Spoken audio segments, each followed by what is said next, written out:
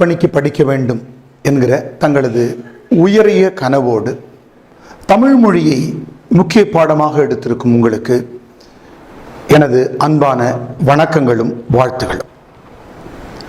நம்ம இந்த தமிழ் பாடத்தில் இன்னைக்கு இரண்டாவது தாளுக்குரிய ஒரு நூலை பற்றி படிக்க போகிறோம். இரண்டாவது தாளில் மொத்தமாக 17 புத்தகங்கள் இருக்கின்றன. குறுந்தொகையினுடைய 25 பாடல்கள், புறநானூறு, திருக்குறள், சிலப்பதிகாரம், கம்பராமாயணம், திருப்பாவை, திருவாசகம், பாரதியாருடைய கண்ணன் பாட்டு, குடும்ப விளக்கு, நாம் படிக்க இருக்கிற கருப்பு மலர்கள், அதனைத் தொடர்ந்து அறமும் அரசியலும், தாழ்ந்த தமிழகமே, சித்திரப்பாவை, குருபீடம், யாருக்கும் வெட்கமில்லை, முத்துப்பட்டன் கதை, மலையருவி என்ற 17 நூல்கள் இருக்கின்றன. இந்த 17 நூல்களிலே நாம் வரிசையிட்டு கொண்டு வந்தோம் என்றால் பாடத்திட்ட அடிப்படையில் இது 10வது நூலாக வரும். அதனால தான் இதுக்கு ஒரு எண் தந்திருக்கிறோம். இரண்டாவது தாளில் 17 புத்தகங்களில் 10வது புத்தகம் என்பதை குறித்திருக்கிறோம். இன்றைக்கு நாம் படிக்க இருக்கிற நூல் கருப்பு மலர்கள் என்பது. கருப்பு மலர்கள் நமக்கு எழுதியவர் நா. காமராசன் அவர்கள். 1971ஆம் ஆண்டிலே வருகிறது. வள்ளிக்கண்ணன் அவர்கள் புதுக்கவிதை தோற்றமும் வளர்ச்சியும் என்று எழுதியிருக்கிற நூலை அடிப்படையாக வைத்து பார்க்கிற போது இது புதுக்கவிதை நூல் தொகுப்பு வரலாற்றிலே 7வது நூலாக இருக்கிறது.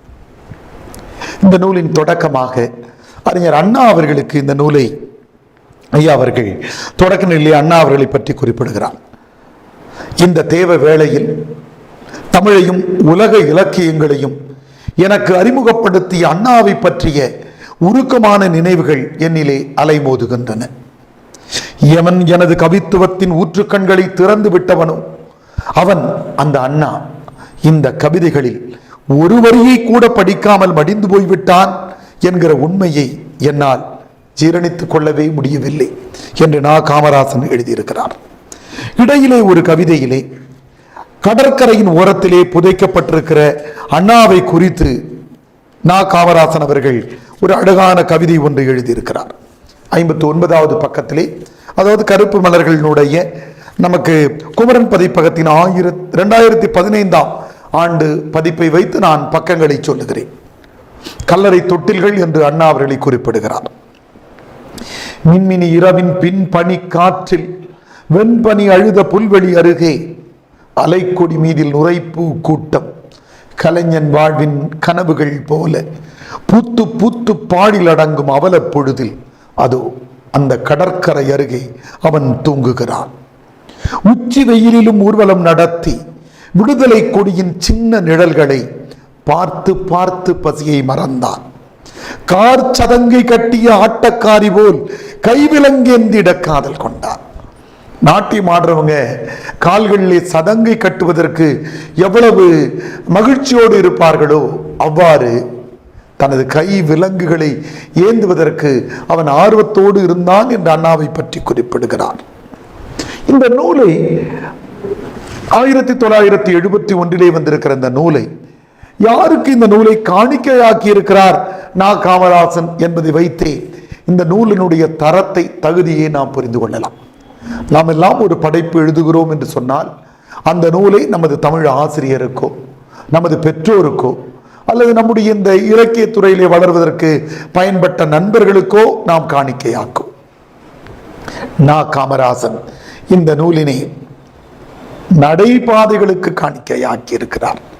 நடைபாதைகள் என்று நாம் நடந்து போகிற நடைபாதைகள் இருக்கிறது அல்லவா, அவற்றிற்கு இந்த நூலை காணிக்கையாக்குகிறார். மிக வேறுபாடாக காணிக்கை என்கிற அந்த கவிதை இடம்பெற்றிருக்கிறது.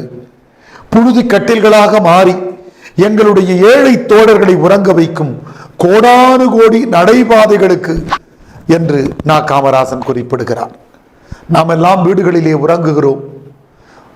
தேவைப்பட்ட ஓய்வெடுப்பதற்கான இடங்கள் நமக்கு இருக்கின்றன. ஆனால் உழைப்பாளிகளாக இருக்கிற பலருக்கும் இந்த நடைபாதைகள் தான் படுக்கைகளாக, கட்டில்களாக அவர்கள் வாழ்க்கை முழுவதும் பயன்பட்டு கொண்டிருக்கிறது. எனவே விளிம்பு நிலை மக்களை பற்றி பேச வந்திருக்கிற எனது இந்த கவிதை நூலை நான் நடைபாதைகளுக்கு காணிக்கையாக்குகிறேன் என்று நா. காமராசன் சொல்கிறார். புழுதி கட்டில்களாக மாறி எங்களுடைய ஏழை தோழர்களை உறங்க வைக்கும் கோடானு கோடி நடைபாதைகளுக்கு என்று எழுதியிருக்கிறார். மாணவர்கள் இது படித்த உடனே நடைபாதையை பற்றி ஒரு கவிதை எழுதியிருக்கிறார் 41வது பக்கத்தில். அது அடிப்படையாக பார்க்க போனால் ஒரு உருவக கவிதை தான், இருந்தாலும் அதை நாம் படிக்கலாம். நடைபாதை காணிக்கை என்கிற 7வது பக்க செய்தியோடு நாம் ஒப்பிட்டு படிக்கிறோம். நடைபாதை எப்படிப்பட்டதாம்? மழைக்கால நரகம், மாலை நேர சொர்க்கம், வெயிற்கால நட்டுவனார், வெண்ணிலவின் ஒளி வெள்ளம், ஓடுகின்ற ஓடை, யாரும் உரிமை கொண்டாடாத அனாதை மண், ஏழைகள் உறங்கிட இயற்கையால் ஏற்படுத்தப்பட்ட புழுதி கட்டி. அது ரொம்ப உயர்ந்த வரி எதுனாக்கா, யாரும் உரிமை கொண்டாடாத அனாதை மண். நாம் இங்கு இருக்கிற நிலங்களை எல்லாம் பிரித்து கொண்டு விட்டோம். யாருக்கு எந்த நிலம் பகுதி இருக்கிறது என்று நாம் அதற்கெல்லாம் உரிமை பத்திரங்களை வைத்துக் கொண்டிருக்கிறோம். ஆனால் இந்த நடைபாதைகளைத்தான் யாரும் உரிமை கொண்டாடுவதில்லையாம். அது உரிமை கொண்டாடாத அனாதை மண், அதனால்தான் ஏழை தொழிலாளர்களை உறங்க வைக்கிறது என்று இந்த நூலை நா. காமராசன் அவர்கள் நடைபாதைகளுக்கு காணிக்கையாக்கி இருக்கிறார். இந்த நூலை நாம் படிக்க தொடங்குகிற போதே ஒரு செய்தியை நாம் தெரிந்து கொள்ள வேண்டியவர்களாக இருக்கிறோம். அது எதுவென்றால் விளிம்பு நிலை மக்கள் என்கிற தொடர். இன்றைக்கு இருக்கிற படைப்புகள், இன்றைக்கு இருக்கிற பின்னவீனத்துவ காலம் என்பது விளிம்பு நிலை மக்களுக்கு சார்பான செய்திகளை பேசும் என்று சொன்னால் அது மிகச்சரியான படைப்பாக இருக்கும். கட்டுடைப்பு வாதம் என்பதிலே இருக்கிற செய்தி, இதுவரையிலே உலகத்தில் உயர்ந்தவர்கள், செல்வத்தில் உயர்ந்தவர்கள், பண்பாட்டில் உயர்ந்தவர்களாக தங்களை கருதி கொண்டவர்கள், கல்வியிலே உயர்ந்தவர்களாக தங்களை கருதி கொண்டவர்கள், செல்வத்திலே உயர்ந்தவர்களாக தங்களை கருதி கொண்டவர்களை குறித்து தான் இதனால் வரையிலே இலக்கியங்கள் எழுதப்பட்டிருக்கின்றன. ஆனால் நா. காமராசனுடைய இந்த நூல் 1971 7வது புதுக்கவிதை நூலாக வந்தது என்று முன்பே சொன்னேன். பல ஆண்டுகளாக இந்திய ஆட்சி பணி படிக்கிற மாணவர்களுக்கு ஏன் வைக்கப்பட்டிருக்கிறது என்று நான் அடிக்கடி சிந்தித்து பார்ப்பேன்.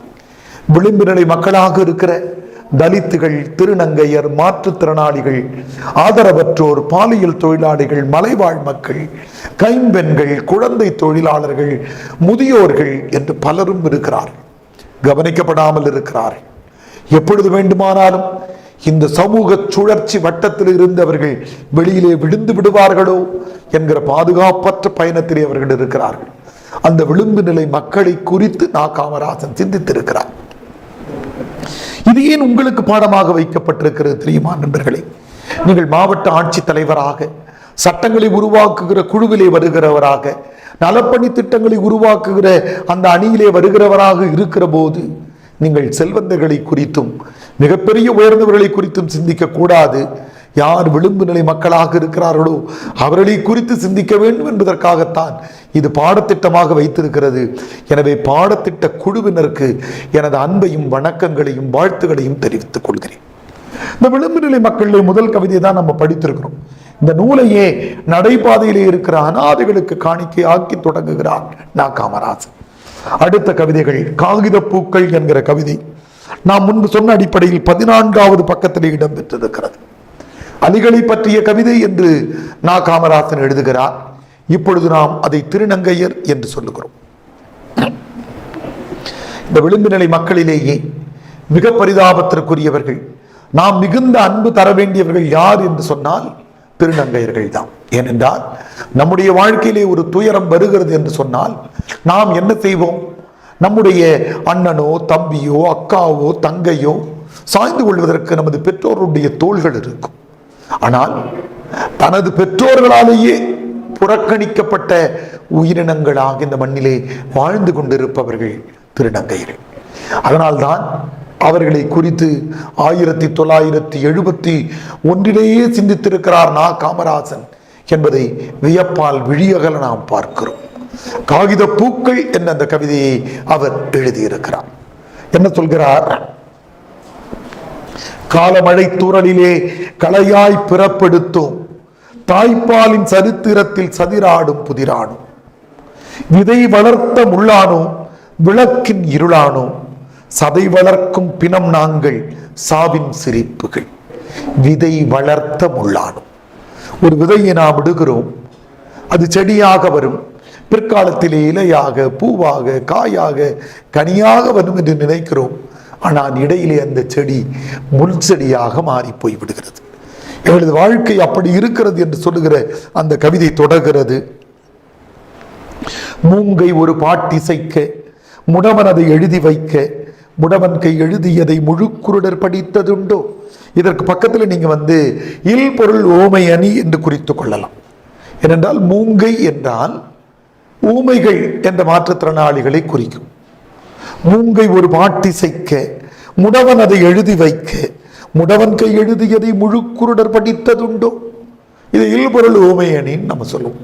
நம்ம விடுதலை ராகம் படத்துல டி ராஜேந்திரன் அவர்கள் திரைப்பட பாடலாசிரியராக இணை இயக்குனராக அறிமுகமாகிற போது இது குழந்தை பாடும் தாலாட்டு, இது இரவு நேர பூபாலம் என்று இல்லாத செய்திகளை எழுதியிருப்பார். வாய்ப்பில்லாத தகவல்கள். அவ்வாறு ஒரு வாய்ப்பேச முடியாத ஒருவன் பாட்டிசைத்தான், கையில்லாத ஒருவன் எழுதி வைத்தான், அதை கண்ணில்லாதவர்கள் படித்துக் கொண்டிருக்கிறார்கள். அதுதான் எங்கள் வாழ்க்கையாக இருக்கிறது. மூங்கையனின் பாட்டானும் முடவன் கை எழுத்தானும் முழுக்குருடர் படிக்கின்றார். இதுல அடுத்த 2 வரிகள் தான் இலக்கிய உலகத்தில் அதிக மேற்கோள் காட்டப்பட்ட வரிகள். சந்திப்பிழை போன்ற சந்ததி பிழை நாங்கள். சந்திப்பிழைன்னு நமக்கு தெரியும். நம்ம தமிழ் படிக்கிறவங்களுக்கு பின்னாடி இக்கு இச்சு இத்து இப்பு கச தபவனுடைய வல்லின எழுத்துக்கள் எங்கு மிகும் மிகாது என்பதை குறித்து நாம் பல்வேறு செய்திகளை படிப்போம். வீடு தீப்பிடித்து எரிகிறதுன்னு ஒரு தமிழாசிரியர்கிட்ட ஒரு மாணவன் சொன்னானா, அப்போ அவர் சொன்னாரா, நகைச்சுவையாக சொல்வார்கள், தீ பிடித்து எரிகிறதுன்னு சொல்லக்கூடாது, இப்பு சொல்லணும்பா, தீப்பிடித்து எரிகிறதுன்னு சொல்லணும். திருநங்கைகளை குறித்து காகித பூக்கள் என்று கவிதை எழுதியிருக்கிறனா காமராசன் சந்திப்பிழை போன்ற சந்ததி பிழை நாங்கள் என்று சொல்வதோடு கவிதையை தொடர்கிறார். தலை மீது பூ வைப்போம், தாரணி ஓர் கல்லறையில் பூ வைத்தல் முறைதானே, பூத்த உயிர் கல்லறைகள் நாங்கள். அந்த வரியை அடி குறிப்பிட்டு எடுத்துக்கோங்க. கல்லறைகளின் மீது நாம் என்ன பண்ணுவோம்? நம்முடைய தாத்தாவுக்கோ பாட்டிக்கோ நினைவு நாட்கள் வருகிறது, தாத்தாவுடைய அப்பாவுக்கோ நினைவு நாள் வருகிறது என்றால் கல்லறையின் மேல போயிட்டு பூ வச்சுட்டு வருவோம். நாங்களும் பூ வைத்துக் கொண்டிருக்கிறோம். இந்த திருநங்கைகள் சொல்லுகிறார்கள், நாங்கள் நடமாடுகிற கல்லறைகள், பூத்த உயிர் கல்லறைகள் நாங்கள். அதனால்தான் எங்கள் தலை மீது நாங்கள் பூவை வைத்துக் கொண்டிருக்கிறோம் என்று ஒரு செய்தியை காமராசன் சொல்கிறார். தாய்ப்பெண்ணோ முல்லைப்பூ, தனி மலடி தாழம்பூ, வாய்ப்பந்தல் போடுகின்ற நாங்கள் காகித பூக்கள் என்ற அந்த கவிதையை நிறைவு செய்கிறார். காகித பூக்கள் நமக்கு தெரியும், அவை மலர்ந்திருப்பதை போல தெரியும், ஆனால் மனம் வீசாது, பெரிய மதிப்பு அதற்கு கிடைக்காது. அதுபோலவே வாழ்க்கையில நாங்கள் உயிரோடு இருக்கிறோம் என்றாலும் கூட நாங்கள் மலர் வீசாத மனம் வீசாத மலரை போல. ஒரு சின்ன கட்டுமா இதுல மலம் சொல்றேன். காகித பூக்கள் என்பவை மலர்ந்திருப்பதை போல தோன்றும், ஆனால் அவைகள் மனம் வீசாது. அதுபோல திருநங்கைகளாக இருக்கிற நாங்கள் மலர்ந்திருக்கிறோம் காகித பூக்களுக்காக, உயிரோடு இருக்கிறோம் ஆனால் மனம் வீசுவதில்லை என்கிற பொருளிலே அந்த கவிதையை காமராசன் நிறைவு செய்கிறார். 2 கவிதைகளை பார்த்திருக்கிறோம். தொடர்ந்து அனாதைகள் என்றொரு கவிதை, ஆதரவற்றவர்களுக்கு சார்பாக ஒரு கவிஞனாக நின்று அந்த கோணத்திலே அந்த கவிதை எழுதப்பட்டிருக்கிறது. நாம் சொல்லுகிற இந்த பதிப்பில் அது 23வது பக்கத்திலே இருக்கிறது. அனாதைகள். அனாதைகளை உங்கள் பாடகன் பாடுகிறார். அரை வெண்ணிலவின் மீன்களின் ஒளியில் 1000 நுரைமலர் ஆற்றம் கரையில் ஆவியின் நாக்கில் மௌனத்தின் குரலில் அவன் பாடுகிறான். அனாதைகளே உங்கள் பாடகன் பாடுகிறார். சூரியன் ஏந்திய தீபங்களே, சூரியன் தூங்கிய துருவங்களே, ஊமையன் பாடிய பாடல்களே, உயிர் நிழல் இல்லா கோடைகளே. அந்த வார்த்தை ஆடல்களை காமராசன் தான் தமிழ் இலக்கிய உலகிலே மிக புதிய சொல்லாடல்களை கொண்டு வந்து சேர்த்தவர். இது ஒரு இல்பொருள் ஓமை அணிதான். உயிர் நிழல் இல்லா கோடைகளே என்று சொல்லுகிறார். உறவென்னும் பூமியின் தூசுகளே, ஆவியின் நாக்கில் மௌனத்தின் குரலில் அவன் பாடுகிறான். அனாதைகளே உங்கள் பாடகன் பாடுகிறான். கவிதை கரையின் நிழல்களிலே கனவின் குழந்தை பாடுகிறான். கண்ணி மரக்குடை மார்புண்டு காற்றெனும் தாய்ப்பால் அங்குண்டு. பாருங்க, கண்ணி மரக்குடை மார்புண்டு காற்றெனும் தாய்ப்பால் அங்குண்டுன்னு சொல்றார். ஒரு மரம் நமக்கு நிழலை தருகிறது, தாயினுடைய மார்பகங்களிலே நாம் தாய்ப்பாலை பருகி இருக்கிறோம். ஆனால் இந்த ஆதரவற்றவர்கள் எங்கே போவார்கள்? அந்த மரங்கள் தான் தாயினுடைய மார்பகங்களாக இருக்கின்றன. அந்த கன்னி மரக்குடை மார்புண்டு காற்றினும் தாய்ப்பால் அங்குண்டு. மரத்தால என்ன தாய்ப்பாலை தர முடியும்? காற்றைத்தானே தர முடியும் அப்படின்னு எழுதி முடித்திருக்கிறார். பச்சை புல்வெளி மடியுண்டு, பாலை கூரையில் நீருண்டு, பாடகன் கண்ணீர் மருந்துண்டு. உங்களுக்கெல்லாம் கூரையிலிருந்து வானம் தருகிற தண்ணீரை பயன்படுத்திக் கொள்ளுங்கள். பாடகனாகிய நான் உங்களுக்கு ஒரு மருந்தை தருகிறேன். எதை தர முடியும்? அன்பும் மனிதனேயும் மிகுந்த கவிஞனாக இருக்கிற நான் எனது கண்ணீரை மருந்தாக தருகிறேன்னு அந்த கவிதையை சொல்லுகிறார். அடுத்த கவிதையை பார்க்கிறோம். பக்கம் 25 இருக்கிற நடைப்பிணங்கள் என்ற கவிதை. அந்த கவிதையினுடைய தொடக்கத்திலேயே மலைவாழ் பழங்குடி மக்களாக இருக்கிற பழியர் குலத்தின் சோக வாழ்க்கை பாடல் எழுதியிருக்கிறார்.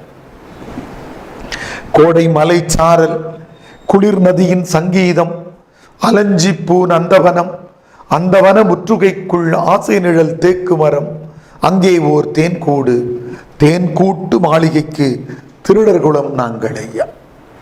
ஒரு அருமையான வரி பாருங்க. மலைவாழ் பழியர்களை பற்றி எழுதுகிறார். அங்கே தேன்கூடு சேகரிக்கப்படுகிறதாம். நாம இருந்தால் நம்முடைய வாழ்க்கையில் நடக்கிற சின்ன சின்ன குறைகளையோ செய்திகளையோ ஒப்புக்கொள்ள மாட்டோம். ஆனால் மலைவாழ் பழங்குடி மக்கள் சொல்லுகிறார்கள், தேன்கூட்டு மாளிகைக்கு திருடர் குலம் நாங்கள் ஐயா. அந்த தேனை சேகரித்து வைக்கிறது அல்லவா, அதனுடைய திருடர் குலத்திற்குரியவர்களாக நாங்கள் இருக்கிறோம் என்று சொல்லுகிறார். தேன்கூட்டு மாளிகைக்கு திருடர் குலம் நாங்களை. அந்த வரியை அடிக்கோடிட்டு படித்துக் கொள்ளுங்கள். பால் சுரந்து மலடாகும் பச்சை நிற கொடிக்கள்ளி, தேன் சுரந்து தாயாகும் தெக்கணத்து சர்க்கரைப்பூ, சர்க்கரைப்பூ இதழ் தொட்டு சத்தமிடும் தேனீக்கள், தேனியோ தேன் சுமக்கும், தேன் கூட்டு கிளை சுமக்கும், தேன் கூட்டு கிளை மரத்தை தென்னர் மலை சுமக்கும், தென்னர் மலை முகட்டை தெருவாக்கும் குலம் நாங்கள். ஒற்றையடி பாதைகள். நாம் நடந்து போகிற போது சிற்றூர்களிலே நாம் நடந்து போகிற இடம் பாதையாக மாறிவிடும்.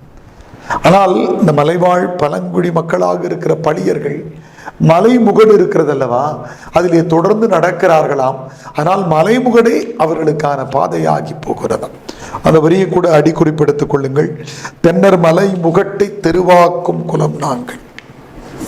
தொட்டிலே கிளிப்பிள்ளை, தோல் மீது மயில் மனைவி, தோல் அணைந்த மனைவிக்கோ தொகை தொகையாய் நோய் நொடிகள். தொட்டிலே கிளிப்பிள்ளை, தோல் மீது மயில் மனைவி, தோல் அணைந்த மனைவிக்கோ தொகை தொகையாய் நோய் நொடிகள்.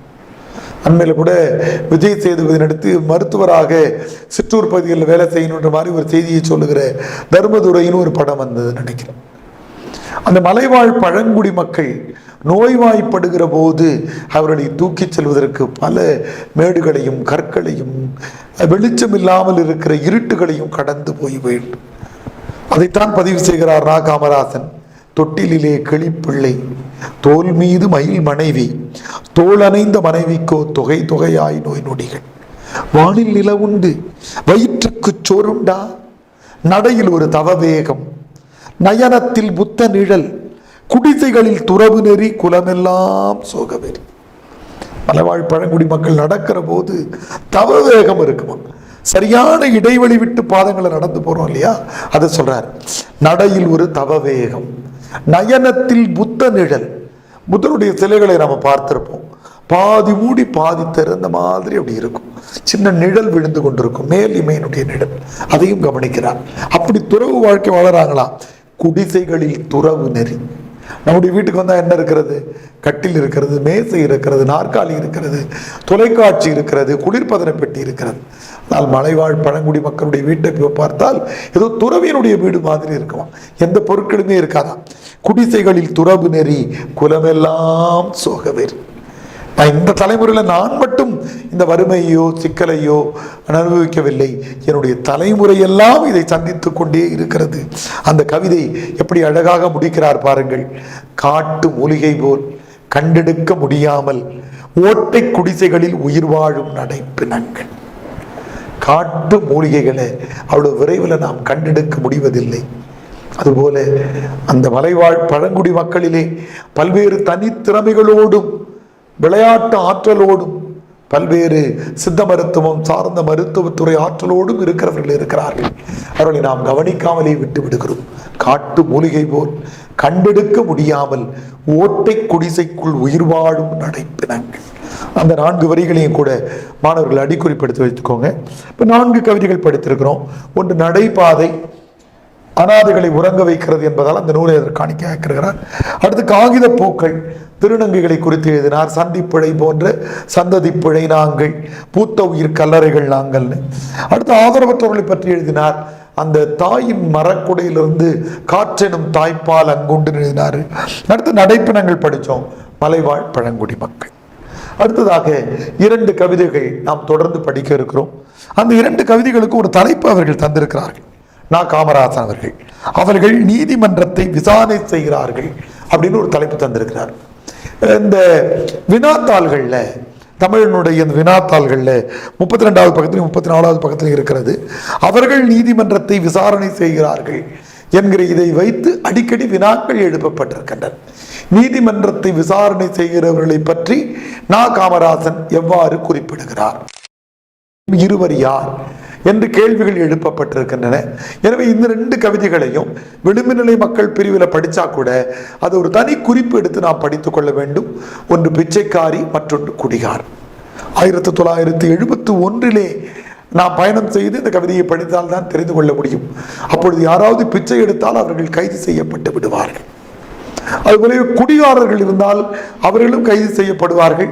இப்போ நம்ம அப்படி சொல்ல முடியாது. ஆனால் அந்த காலத்தில் பணக்காரர்களாக இருந்தவர்களுக்கு அவர்களுக்கு அனுமதி சீட்டுகள் என்ற பர்மிட்டுகள் வழங்கப்பட்டிருந்தன. ஆனால் ஏழைகளுக்கு பணம் இல்லாத காரணத்தினால் அந்த இசைவு சீட்டை பெற முடியாமல் இருந்தார்கள்.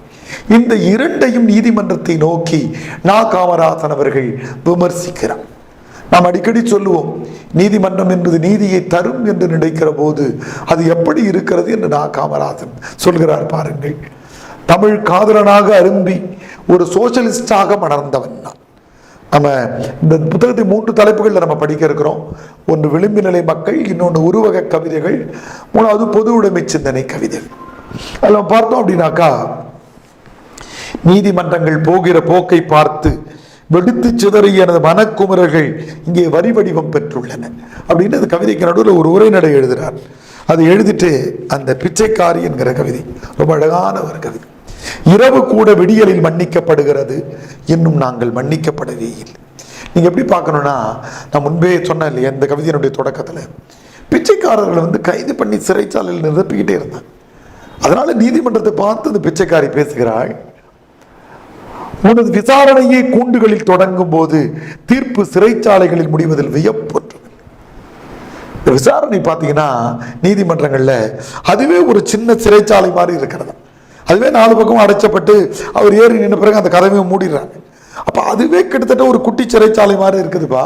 அப்புறம் எங்க கொண்டு போய் போடுவேன் எனக்கு தெரியும் அப்படின்றார். உனது விசாரணையை கூண்டுகளில் தொடங்குகிற போது தீர்ப்பு சிறைச்சாலைகளில் முடிவதில் வியப்பொன்றுமில்லை.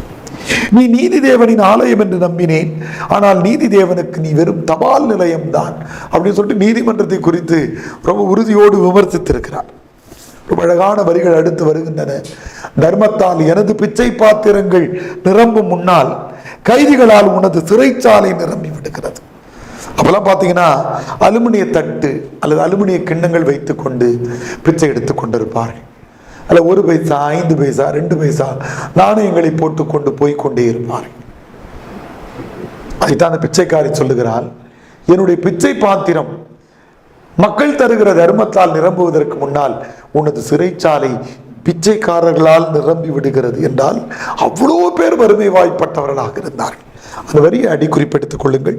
தர்மத்தால் எனது பிச்சை பாத்திரம் நிறையும் முன்னால் கைதிகளால் உனது சிறைச்சாலை நிரம்பி விடுகிறது. எனது தொட்டில் பருவத்திலேயே நீ எனது கைவிலங்கினை செய்தனையோ, நான் அணியும் ஒரே நகை ஒற்றை வளையல் அதுதான். இந்த கைது பண்ணி கைதி வகை போட்டு ஹேண்ட் கஃப்னா ஆங்கிலத்தில் சொல்றோம் இல்லையா, அந்த கை விலங்கு அதுதான் இந்த பிச்சைக்காரர்கள் அணிகிற ஒரே ஒரு வளையலாக இருக்கிறது அப்படின்னு சொல்லிட்டு அவர் சொல்லி இருக்கிறார். வளையலாக இருக்கிறது என்று சொல்லி இருக்கிறார். இரவு கூட விடியலில் மன்னிக்கப்படுகிறது, இன்னும் நாங்கள் மன்னிக்கப்படவே இல்லை. எமக்கு இந்த உலகில் என்ன இருக்கிறது, கை விலங்குகளை தவிர என்று அந்த கவிதை நிறைவு செய்யப்பட்டிருக்கிறது. பிச்சைக்காரிகள் நிறையும் முன்னால் கைதிகளால் எனது சிறைச்சாலை நிரம்பி வழிகிறது என்ற அந்த கவிதை சொல்லப்பட்டிருக்கிறது.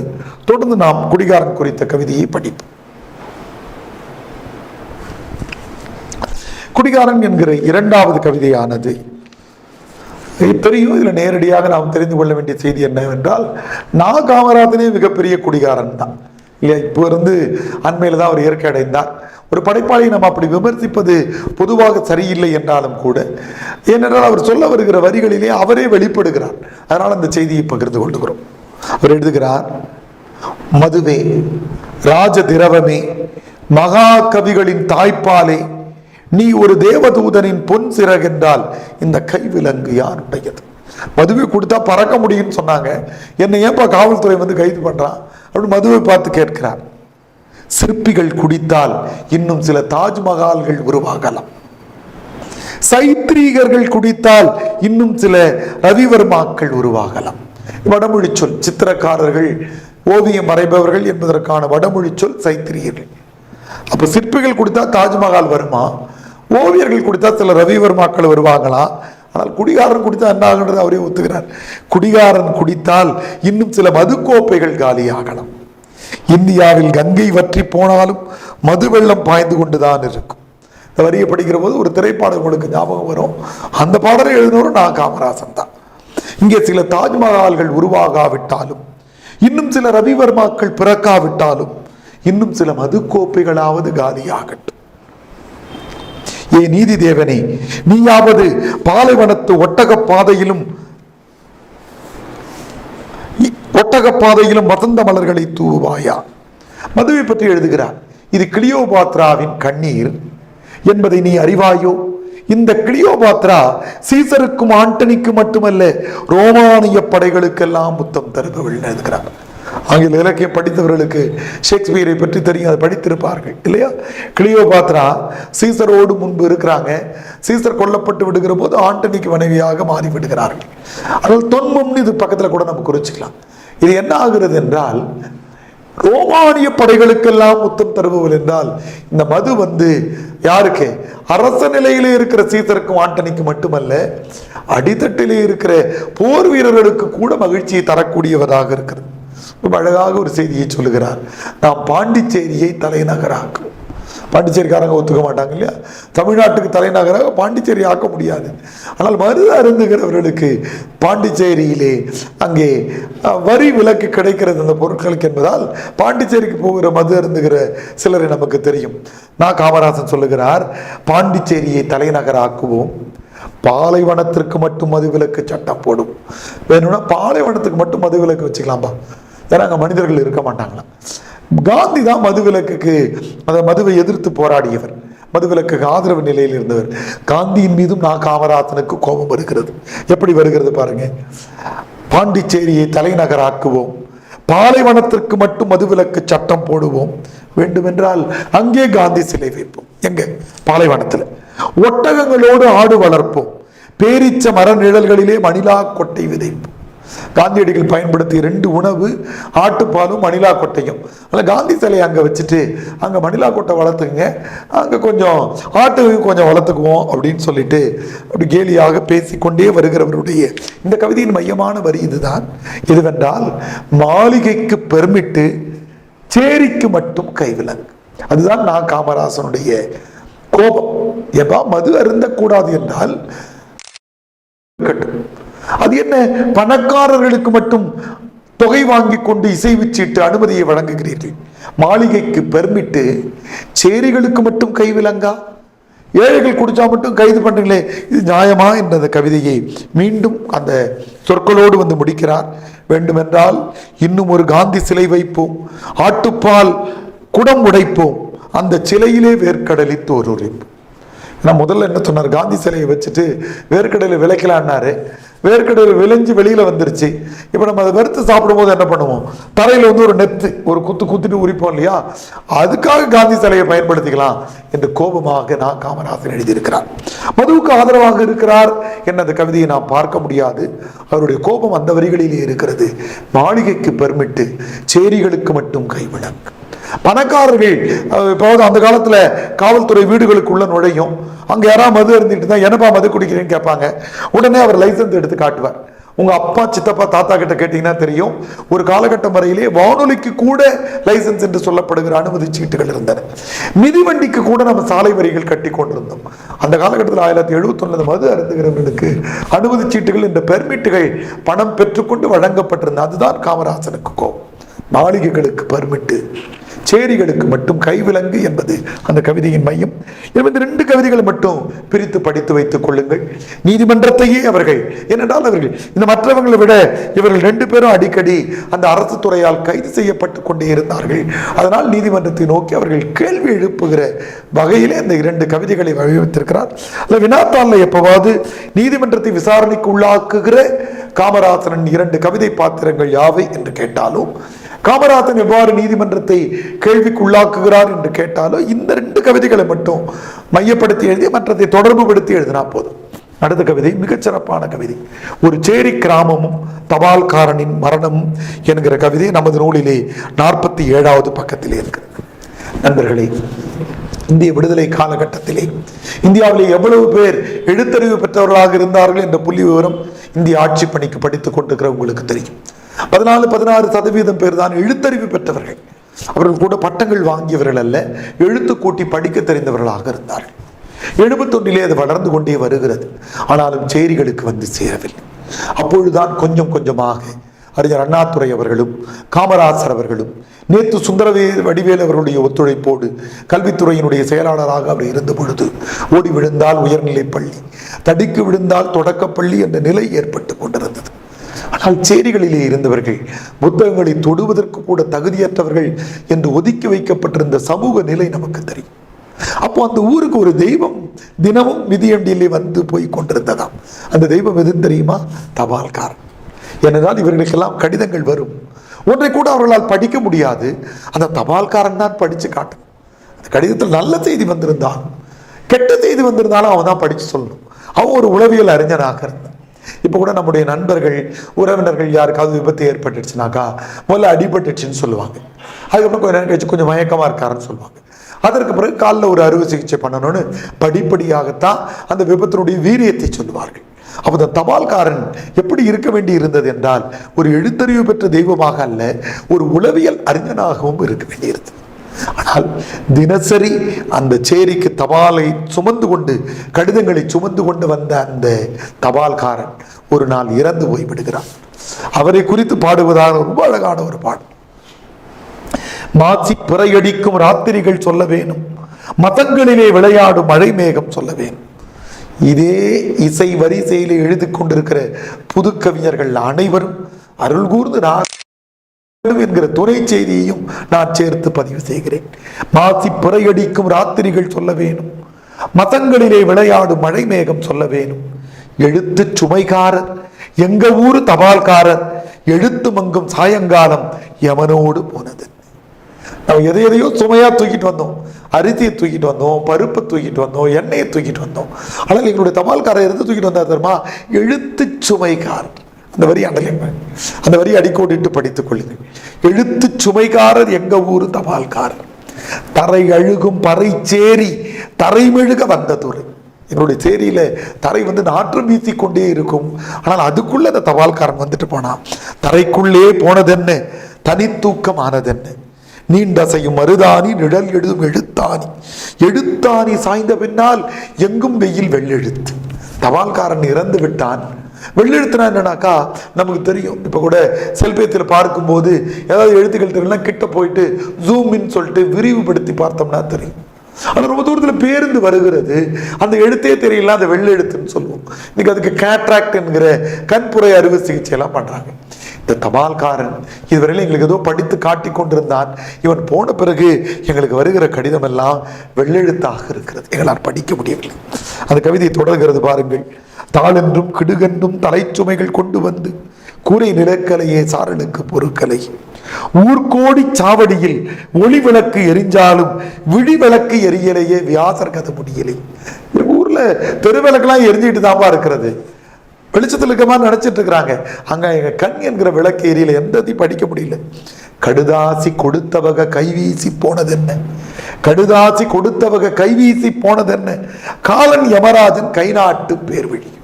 இன்னொருத்தர் படிக்கிற பாருங்க, காலன் யமராஜன் கை நாட்டு பேர் வழியும். யமராஜன் என்ன பண்ணானா, அவனுக்கு வந்த கடிதத்தெல்லாம் படிக்க முடியலையா, அதனால யாரா ஊர்ல படிச்சவங்கன்னு பார்த்தானா, தபால்காரன் தான் படிச்சு காட்டிட்டான், இவனை மேல கூட்டிட்டான். இப்ப இதை வைத்துத்தான் புது கவிஞர்கள் எல்லாம் கதை பண்ணி கொண்டிருக்கிறார்கள். யாராவது ஒரு இசை அறிந்தவன் இறந்துட்டாக்கா உடனே யமன் இசையை கேட்கறதுக்காக கூப்பிட்டுக்கிட்டான். யாராவது நடிகன் இறந்துட்டாக்கா நடிப்பை பார்க்கறதுக்காக கூப்பிட்டுக்கிட்டான்னு சொல்றாங்கல்ல, அவர்கள் எல்லாம் நான் காமராசனுக்கு நன்றி சொல்ல வேண்டும். இதை தொடங்கி கொடுத்தவர் நான் காமராசன். கடுதாசி கொடுத்தவக கைவீசி போனது என்ன, காலன் யமராசன் கை நாட்டு பேர் வழி. அந்த கவிதை எப்படி அழகாக முடிக்கிறார் பாருங்க. மசானத்து தீ கூட தபால் பெட்டி நிறவ இருக்கும். தபால்காரனை எரிச்சாச்சு, பொதுமக்கள் அப்படி திரும்பி பார்க்கிறாங்க, அந்த நெருப்பு எரிந்து கொண்டு இருக்கிறது. அந்த நெருப்பு கூட எப்படி இருக்கிறதா, தபால்காரன் எந்த இடத்துல தபால் பெட்டிகள் எடுத்துட்டு வந்தான், தபால் பெட்டியிலிருந்து தபால்களை எடுத்துட்டு வந்தான், கடிதங்கள். தபால் பெட்டி என்ன வண்ணத்தில் இருந்தது, சிகப்பு வண்ணத்தில் இருந்துதான். அதனால அவன் எரியிறப்ப கூட தபால் பெட்டி நிறத்துல எரிகிறான். எல்லாருமே சிகப்பாக தான் எரிவோம், ஆனால் தபால் பெட்டிக்காரனுக்கு அது பொருந்தி போகிற செய்தி எழுதுகிறார். மசானத்து தீ கூட தபால் பெட்டி நிறம் இருக்கும். நிறைவான 2 வரிகள். சனங்கள் எல்லாம் கடுதாசி, ஜனன மரணம் தபால்காரர். நாமெல்லாம் கடுதாசி தானா வந்திருக்கிறோம், என்னைக்காவது ஒரு நாள் திரும்பி போயிடுவோம் என்ன அந்த கவிதையை முடித்திருக்கிறார். அதையும் நம்ம விளிம்புநிலை மக்களினுடைய சேரி கிராம மக்கள், படிக்க முடியாமல் இருந்தவர்கள் என்ன நிலையில் அந்த பட்டியலை எடுத்துக்கொண்டுகிறோம். அடுத்ததாக ஒரு கவிதை இருக்கிறது, ஊமைகள். பேச முடியாமல் இருக்கிற மாற்றுத்திறனாளிகள். இன்றைக்கு நாம் மாற்றுத்திறனாளிகள் அமைப்பிலேயும் இருக்கிற காரணத்தினால் 49வது பக்கத்தில் அந்த கவிதை இருக்கிறது. ஊமைகள் என்று சொல்லக்கூடாது, அவர்கள் செவி மாற்றுத்திறனாளிகள் என்று தான் சொல்லணும். அப்படி நம்ம அந்த வார்த்தைகளை பயன்படுத்தக்கூடாது. ஆனால் நான் காமராசன் அன்றைக்கு தெரிந்த அதில் அதை பயன்படுத்தி இருக்கிறார். ஊமைகள் பேச முடியாமல் இருக்கிறாங்க. அந்த கவிதை மாதிரி, நான் மௌன ஊர்வலம், நாக்கின் மயான பூமி, நாக்கு செத்து போய் கிடக்கிறதா பேச முடியாதவனுடைய இடத்துல, கால் முளைத்த தூக்கம், கவிஞனுக்கு நான் கண்ணீர் ஏறி, அழத்தெறிந்த ஓவியம் நான் அழகான சூனி. இந்த பேச முடியாத மாற்றுத்திறனாளிகள் மட்டும் ரொம்ப நாம அன்பு செலுத்த வேண்டியவர்கள். ஏன்னு கேட்டீங்கன்னா, மற்ற மாற்றுத்திறனாளிகளை நம்ம அடையாளம் கண்டுபிடிச்சிருக்கோம். ஒரு கையோ காலோ அடிபட்டிருக்கிறவரையோ அல்லது பாதிக்கப்பட்டிருக்கிறோம் நடந்து போகிற போதே நம்ம சாலையில் நின்று அவர் போகட்டும் பண்ணிவிடும். ஒரு பார்வை மாற்றுத்திறனாளி, கண் தெரியாதவர் இருக்கிறார்னா அவர் நடந்து போகிற போது கூட அடையாளம் கண்டுபிடிச்சிடும். ஆனால் இந்த பேச முடியாத, காது கேட்க முடியாமல் இருக்காங்க பாருங்க. 2 புலன்கள் ஒரே நேரத்தில் அவர்களுக்கு பாதிக்கப்படும். ஏனென்றால் காது கேட்காத காரணத்தினால்தான் அவர்களால் பேச முடியாமல் இருப்பார்கள். இந்த 3 புலன்களை வென்று காட்டினவங்க ஹெலன் கெல்லர்னு ஒரு தன்னம்பிக்கை நட்சத்திரம் இருக்கிறாங்க. அது நீங்க கூகுளில் போய் தேடி எடுத்து அவர்களை பற்றி படிக்க வேண்டும். ஆனால் நான் எதற்காக சொல்லுகிறேன் என்றால், இந்த பேச முடியாதவங்க, காது கேட்க முடியாதவங்களை பார்த்தால் அடையாளம் தெரியாது. ரொம்ப ரொம்ப அழகான, அடிக்கடி கவனிப்பேன், மிக அழகாக இருப்பாங்க. அவர்கள் உடுத்தி இருக்கிற வண்ண உடைகள், சென்னையில் இருக்கக்கூடிய அவர்களுக்கான சிறப்பு பள்ளிகளுக்கு போகிற போது பார்ப்பேன். அவங்களுக்கெல்லாம் நீங்கள் கைத்தட்டக்கூடாது, அவனுக்கு அன்பு செலுத்தினா கைகளை அசைக்கணும், அதுதான் அவங்களுக்கான கைத்தட்டல் மாதிரி. அவர்கள் இந்தியாவில் ஒரு புள்ளி விவரம் சொல்லுகிறது, கிட்டத்தட்ட ஒரு 5000 பேராவது இந்த பேருந்தினுடைய சப்தம், இருசக்கர வாகனங்களுடைய சப்தம், இந்த தொடர்வண்டியினுடைய ரயிலினுடைய சப்தம் கேட்காமல் விபத்துகளில் ஆண்டுக்கு 5000 பேர் இறந்து கொண்டிருக்கிறார்கள். ஆனால் நீங்கள் சாலைகளில் போகிற போது எனக்காவது நீங்கள் ஒலி எழுப்பியும் அவர் ஒதுங்கவில்லை என்றால், நம்ம வீட்டில் சொல்லிட்டு வந்து யார் கோபமாக கேட்போம் இல்லை, அப்படி பயன்படுத்தாதீர்கள். அவர்கள் யாராவது ஒருவர் அந்த செவி மாற்றுத்திறனாளியாக இருக்கிற வாய்ப்பும் இருக்கிறது. அதைத்தான் சொல்லுகிறான், அழகான சூனியம் நாங்கள், வார்த்தை முளைகளால் இன்னும் தொடப்படாத சதைப்பாலைவனம். இன்னும் வார்த்தை என்கிற முள் எங்க கிட்ட முளைக்கவில்லை, ஒன்று கூட பண்ண முடியல. வார்த்தை கனிகளை எச்சில் படுத்தாத அழகின் ரசிகன் நான். நீங்கள்லாம் வார்த்தைகளை எச்சில் படுத்திக்கிட்டே இருக்கிறீங்க, ஆனா நாங்க எச்சில் படுத்துறது இல்லை. கருத்தை சுமைக்கும் வார்த்தை வாகனத்தின் ஒரு வழி பாதை நான். நீங்க ஏதோ சொல்றதை என்னால புரிஞ்சுக்க முடியுது சைகை மொழியில, ஆனால் என்னால திரும்பி பேச முடியல. கண் மை கூடும் புருவை இறகும் இணைந்திருப்பதால் தான் கண்ணீர் கவிதையை எழுதி எழுதி நான் மேல் செல்கிறேன். குருடு படைப்பின் பகல் தூக்கம், நானோ அதன் பகல் கனவு. அந்த பேச முடியாதவர்கள் தங்களுடைய கனவுகளை கூட வெளியில சொல்ல முடியறதில்லை. இன்றைக்கு ஓரளவுக்கு சமிக்ஞை மொழிகள் என்று சொல்லப்படுகிற குறியீட்டு மொழிகளின் வழியாக அவர்கள் படிக்கிறாங்க. அவர்கள் டிஎன்பிஎஸ்சி, தமிழக அரசினுடைய பொதுத் தேர்வுகளையும் யூபிஎஸ்சியும் பல தேர்வுகளில் எழுதி கொண்டிருக்கிறதா பார்க்கிறேன். நான் மௌன ஊர்வலம் நாக்கின் மயான பூமி. நம்ம அந்த ஊமைகள் குறித்து பேசுகிற போது ஒரு சின்ன இருமல் வந்திருக்கிறது, அதுவும் கூட அப்படியே இருக்கலாம், அது தவறில்லை. அடுத்ததாக நிறைவான 2 கவிதைகள். விலை மகளிர் என்பதை குறித்த ஒரு கவிதை, பக்கம் 85 இருக்கிறது. 85 இருக்கிற கவிதை. இன்றைக்கு விலை மகளிர் என்று நாம் சொல்லுவது இல்லை, பாலியல் தொழிலாளிகள் என்று நாம் சொல்லுகிறோம். ஆனால் அன்றைக்கு அப்படி இல்லாமல் நா. காமராசன் அவர்கள் விலை மகளிர் என்ற ஒரு சொல்லை பயன்படுத்தி இருக்கிறார். ஊமை என்கிற அந்த மாற்றுத்திறனாளிகளை பற்றிய கவிதை இவ்வாறு தொடர்கிறது. வார்த்தை கனிகளை எச்சில் படுத்தாத அழகின் ரசிகன் நான், கருத்தை சுமக்கும் வார்த்தை வாகனத்தின் ஒரு வழி பாதை நான். நாம வார்த்தைகளை பேசுகிற போது சொற்களை எச்சில் படுத்தி விடுகிறோமா? ஆனால் பேச முடியாமல் இருக்கிற அவர்கள் எந்த வார்த்தைகளையும் எச்சில் படுத்துவது இல்லையா? நீங்கள் பேசுகிறவர்களை சொல்கிறவற்றை அவர்கள் புரிந்து கொள்கிறார்கள், ஆனால் திரும்ப பேச முடிகிறது இல்லையா? குருடு படைப்பின் பகல் தூக்கம், நானோ அதன் பகல் கனவு. கனவு காண்கிறார்கள், ஆனால் அதை சொல்ல முடியவில்லை. இன்றைக்கு அவர்களுக்கு குறியீட்டு மொழிகள் வந்திருக்கின்றன. அவர்களும் கூட பல்வேறு போட்டித் தேர்வுகளுக்கு படித்துக் கொண்டிருக்கிறார்கள். நான் மௌன ஊர்வலம் நாக்கின் மயான பூமி என்று ஊமைகள் என்கிற மாற்றுத்திறனாளிகளை படித்திருக்கிறாங்க. இதற்கு படித்திருக்க மறுபடியும் நான் ஒரு தடவை நினைவுபடுத்த பாருங்க. காணிக்கை என்பதில் நடைபாதையில் உறங்கிக் கொண்டிருக்கவங்களை பற்றியும், அடுத்து காகித பூக்கள்ல திருநங்கைகள், சந்திப்பழை போன்ற சந்ததி பிழை ஆதரவற்றோர்ல மரத்தடியில் உறங்குகிறவருடைய சூழ்நிலை பற்றியும், மலைவாழ் பழங்குடி மக்கள் காட்டு மூலிகை போல் கண்டெடுக்க முடியாமல் ஓட்டை குடிசைக்குள் உயிர் வாழும் நடைப்பினங்கள் என்றும், பிச்சைக்காரி குடிகாரன் இருவரும் கைது செய்யப்பட்டதை எதிர்த்து நீதிமன்றத்திலே குரல் எழுப்புகிற வகையிலே 2 கவிதைகளையும் நம்ம படித்திருக்கிறோம்.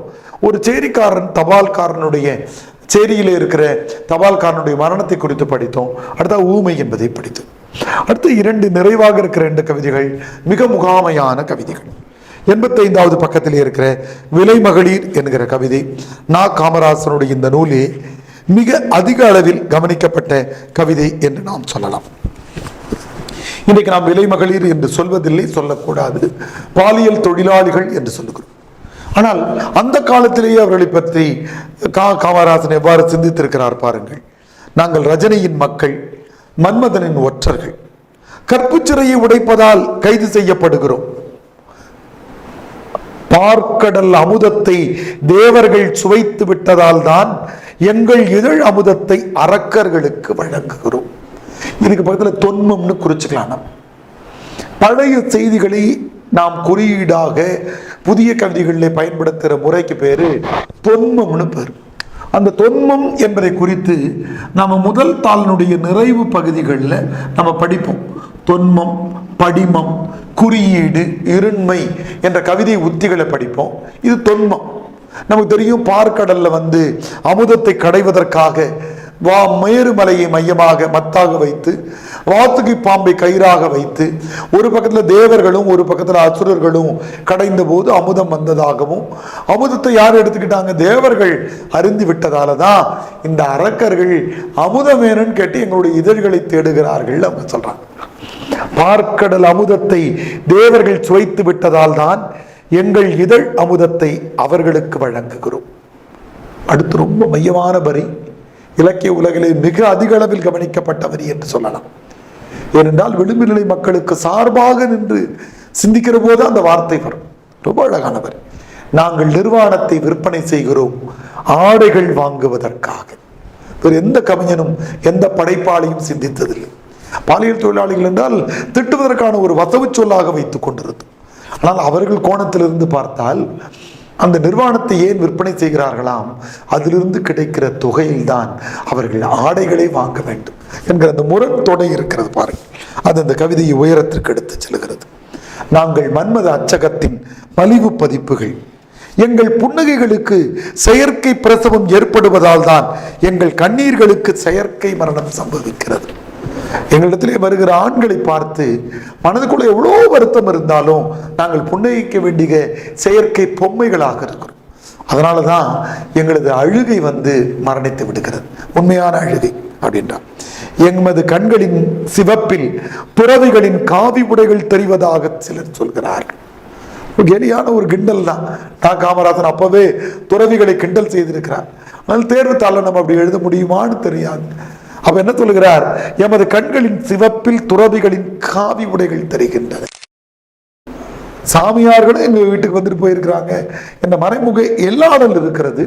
ஒருவேளை எங்க வீட்டுக்கு வந்துட்டு போனவங்க பின்னாடி சாமியார்களாக மாறிவிட்டார்கள் என்று கூட எடுத்துக்கொள்ளலாம், ஒன்றும் பெரிய தவறில்லை. ஆனால் எமது கண்களிலே துறவு வந்து விட்டது, வாழ்க்கையை குறித்த வெறுப்பு நிலை வந்து விட்டது என்கிற ஊடாட்டமான பொருளும் அதிலே இருக்கிறது.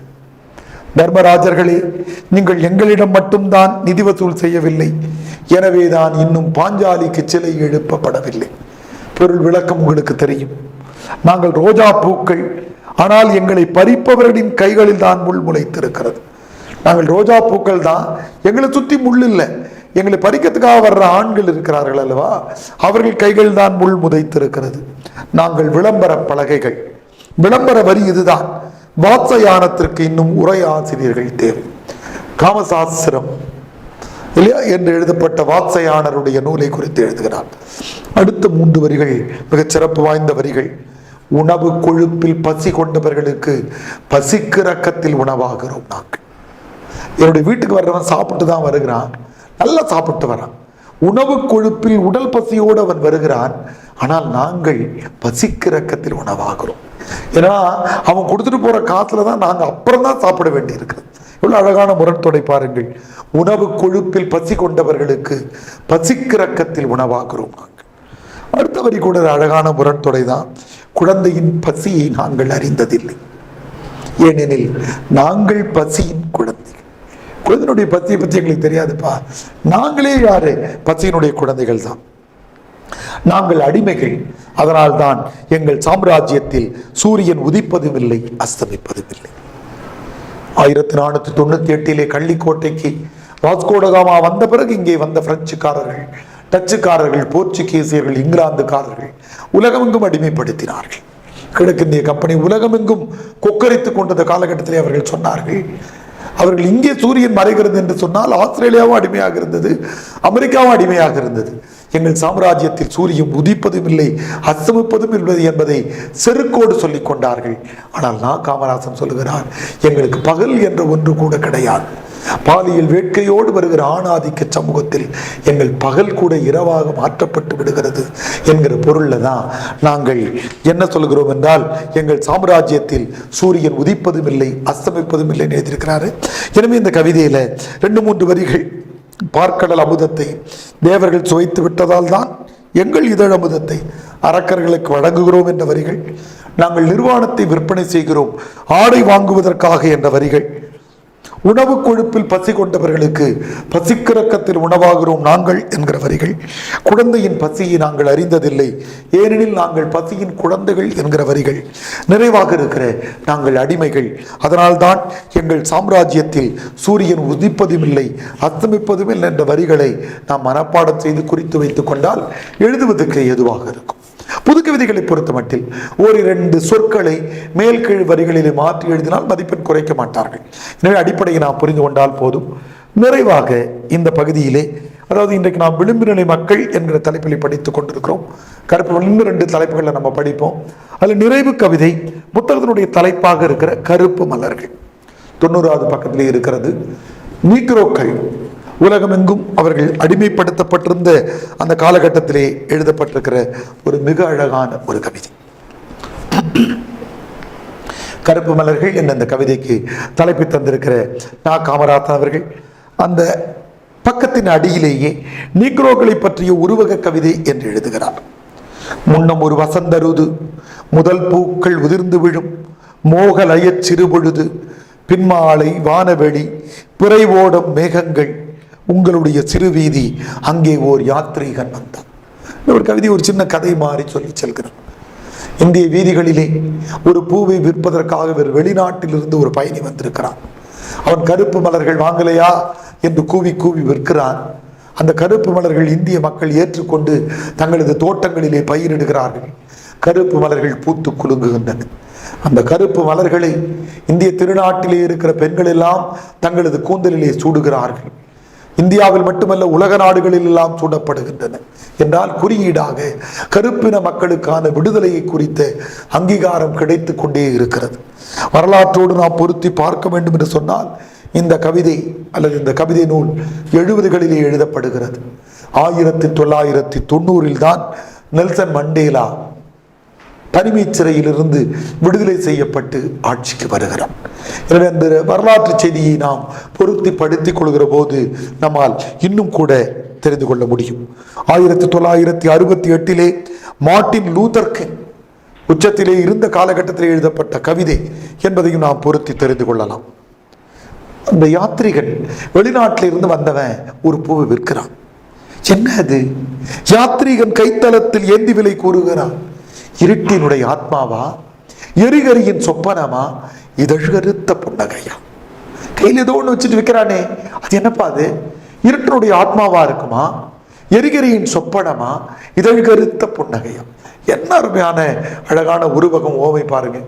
இருட்டுக்கு ஆத்மா இருந்தா எப்படி இருக்கும்? நமக்கு ஆத்மா இருந்தா நம்மள மாதிரி இருக்கும்னு கதையை விட்டுக்கிறோம். இருட்டுக்கு ஆத்மா இருந்தா எப்படி இருக்கும்? அது கருப்பாக இருக்கும். எரிகரி அடுப்புல அம்மா இன்னைக்கு தானே நம்ம எல்பிஜி அடுப்புகள்லாம் வைத்திருக்கிறோம். இன்றைக்கும் கறி அடுப்புகள் இருக்கின்றன. அந்த கறி அடுப்பு கறி எரிஞ்சு போய் விழுந்து போன ஒரு கறி கனவு கண்டால் எப்படி இருக்கும்? அதுவும் இருட்டாக இருக்கும். இதழ் கருத்த புன்னகையாய். நம்மெல்லாம் நம்முடைய இதழ்கள் சிகப்பாக இருக்கணும்னு நினைக்கிறோம். சில நிகழ்ச்சிகளுக்கு போகிற போது அதுக்கான உதட்டு சாயம் கூட பூசிக்கிறோம். ஆனால் நீக்ரோக்களுடைய இதழ்கள் எப்படி இருக்கும்? கருப்பாக இருக்கும். இருட்டினுடைய ஆத்மாவாய், எரிகரியின் சொப்பனமாய், இதழ் கருத்த புன்னகையாய் இருக்கும் ஒரு கருப்பவன் கொண்டு வந்து வைக்கிறான். வித்துட்டு என்ன சொல்றான்? பூர்ணிமையில் சூடாதீர், இது பொன்காசின் அடிமை மலர், யாத்ரீகன் கைத்தளத்தில் ஏந்தி விலை கூவுகிறான். ஏன்பா பௌர்ணமியில வச்சிடாதீங்க. பௌர்ணமி என்பது என்ன? வெள்ளைக்காரர்களை குறிக்கிறது. பௌர்ணமினா முழு நிலா காலம். அவன் என்ன பண்ணிடுவான்? காசு கொடுத்து அடிமையா வாங்கிட்டு போயிடுவான் இல்லையா? ஆப்பிரிக்காவில் இருந்த பல்வேறு கருப்பின மக்களை கப்பல்களிலே அவர்களது கைகளும் கால்களும் பிணைக்கப்பட்டு ஒரு நாள் உணவு கூட வழங்காமல் 7 நாட்கள் 8 நாட்கள் பயணம் செய்து அமெரிக்காவிலே கொண்டு போய் இறக்கி அவர்களுடைய உடல் வலிமைக்கு ஏற்ப அவர்களுக்கு என்ன பண்ணாங்க?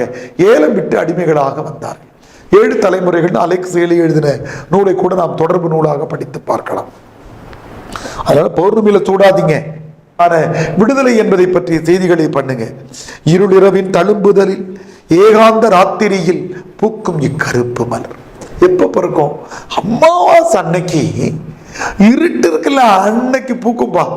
அன்னைக்கு எங்க மக்களுக்கு கருப்பினுடைய குறியீடு. இப்போ நம்ம பார்க்கிறோம், கருப்பு என்பதே ஒரு அரசியல்னு தெரியும். கேரம் போர்டு விளையாடுகிற விளையாட்டுல கூட வெள்ளை காய்களுக்கு 10ன்னு வச்சிருப்பாங்க, கருப்பு காய்களுக்கு 5ன்னு வைத்திருப்பாங்க. அதுவே ஒரு அரசியல், நுண்ணரசியல்னு சொல்லுவாங்க. எல்லையில்லா வான்வெளியில் இறகசைத்து விளையாடும் எம்முடைய வெண்பறவை இங்கே பறந்து வரும், பூக்கொய்து ஓடிவிடும், இதனை பூர்வையில் சூடாதீர். ஏன் சொல்றாங்கன்னாக்கா, எல்லையில்லா வான்வெளியில இந்த வெள்ளைப்புறா விளையாடிக்கிட்டே இருக்குது. எது? வெள்ளைக்காரர்கள், ஐரோப்பியர்கள், அமெரிக்கக்காரர்கள். அவங்க வந்தாங்கன்னா இங்க கருப்பா ஒரு பூ இருக்குன்னு தெரிஞ்சுட்டா பறிச்சுட்டு போயிட்டு அடிமைப்படுத்திடுவாங்க. அது ஒரு உருவகம், குறியீடு. எல்லையில்லா வான்வெளியில் இறகசைத்து விளையாடும் எம்முடைய வெண்பறவை இங்கே பறந்து வரும், பூக்கொய்து ஓடிவிடும், இதை பூர்ணிமையில் சூடாதீர். விலை கூறிய யாத்திரிகன் சொன்னபடி நடந்தான். இப்ப எல்லாம் கருப்பு மலர்கள் அப்படின்னா என்ன குறியீடுனா, இந்தியா போன்ற நாடுகளில் கருப்பின மக்களுக்கான விடுதலை குறித்த சிந்தனைகளை எல்லோரும் ஏற்றுக்கொண்டிருக்கிறார்கள். இப்ப ஆனா ஒரு நாள் என்ன ஆயிடுச்சுன்னா, யாத்ரீகன் தன்னுடைய வெண்பறவை மீதேறி வெண்ணிலவில் கால் பதித்தான் என சொன்னார். இந்த கருப்பின மக்களுக்கான விடுதலையை பற்றி பேசிக் கொண்டிருந்த ஆபிரகாம் லிங்கனை போன்றவர்கள், மார்ட்டின் லூதர் கிங்கை போன்றவர்கள் ஒரு நாள் இயற்கை அடைந்துவிட இந்த கருப்பின மக்களுக்கான விடுதலை என்பது உலக அளவிலே ஒரு பின்னடைவை சந்தித்தது. அந்த காலகட்டத்தில் அந்த கவிதை எழுதப்பட்டிருக்கிறது. அதைத்தான் சொல்லுகிறார். அந்த கருப்பின மக்களுக்கான பூக்களை கொண்டு குறியீடாக விற்பனை செய்து கொண்டிருந்த அந்த வெளிநாட்டு பயணி யாத்ரீகன் மறைந்து விட்டான். இப்ப பேசிக்கிறாங்க பெண்கள், என்ன சொல்றாங்க? உதிர்ந்து விட்ட கருப்பு மலர் ஓரிடத்தும் பூக்காதாம், ஓரிடத்தும் பூக்கவில்லை. தோழியர்கள் குரலோசை, மீண்டும் ஒரு காலகதி, மீண்டும் ஒரு பூர்ணிமை நாள், அதே தோழியர், அதே பேச்சு. என்னுடைய தலை மீதில் நரை நூல்கள். சின்ன வயதுல கவிதைகளை எழுதி தொடங்குறனா, காமராசன் சொல்லுகிறார், கருப்பின மக்களுக்கு விடுதலை கிடைச்சிருச்சுன்னு நினைச்சோம். ஆனால் நடுவில் பின்னடைவு ஏற்பட்டது. ஆனால் இப்போ கொஞ்சம் நாட்கள் கடந்து விட்டது. இப்போ என்ன ஆச்சுன்னா என்னுடைய தலையில் நரைமுடி வர தொடங்கிடுச்சு. இப்போ மீண்டும் கருப்பு மலர் வந்திருக்கிறது. என்னுடைய தலை மீதில் நரை நூல்கள், எங்களுடைய சிறுவியதி இளம்பெண்டீர் குரலோசை, இருட்டினுடைய ஆத்மாவாய் எரிகரியின் சொப்பனமாய் இதழ்கருத்த புன்னகையாய் இருக்கும் ஒரு கருப்பு மலர். ஏதேதோ பேசுகிறார். யார் வந்துட்டாரு? நெல்சன் மண்டேலா வந்துட்டார். அதான் குறியீடாக சொல்லுகிறார். எங்களுடைய நினைவுகளில் காலகதி உள்ளவரை கருப்பு மலர் உதிராது. மீண்டும் ஒரு காலகதி, மீண்டும் ஒரு பூர்ணிமை நாள், எங்களுடைய சிறு வீதி பூர்ணிமை நாள், கருப்பு மலர் என்கிற கவிதை அழகான ஒரு குறியீட்டு உருவக கவிதையாக இடம்பெற்றிருக்கிறது என்பதை சொல்லி, எனவே பொதுவாக இந்த கவிதை நூல் என்பது மையமான செய்தி எதுவென்றால் விளிம்பு நிலை மக்களை குறித்து பதிவு செய்திருக்கிற கவிதைகள் என்பதை புரிந்து கொண்டு அதனுடைய மிக முகாமையான வரிகளை நம் நெஞ்சிலே நிறுத்துகிற போதோ அல்லது இந்த காணொளி காட்சியை மீண்டும் மீண்டும் புத்தகங்களை கையிலே வைத்துக் கொண்டு நான் சொல்லுகிற வரிகளை அடிக்குறிப்பேட்டு நீங்கள் படிப்பீர்கள் என்று சொன்னால் கருப்பு மலர்கள் குறித்த வினாக்கள், எந்த வினாக்கள் கேட்கப்பட்டாலும் மிகச் சரியாக மிக முறையாக நம்மால் மதிப்பெண்களை பெற முடியும், விடை அளிக்க முடியும். தொடர்ந்து நாம் சந்திப்போம். நன்றி, வணக்கம்.